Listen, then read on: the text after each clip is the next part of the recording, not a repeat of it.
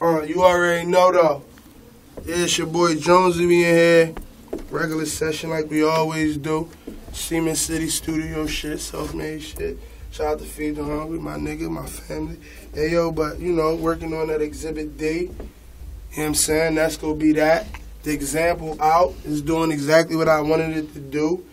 Reeling them in. They fucking with it. I'm fucking with them for fucking with it. Shout out that nigga Young Beezy, headshot shit. This that mic check shit, I'm about to start doing that. Every Wednesday, just drop a freestyle.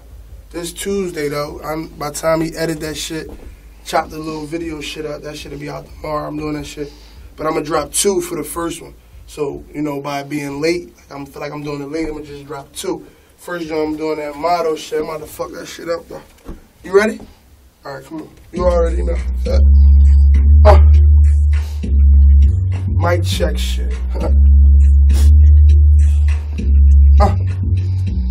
I hit the L before I break it down.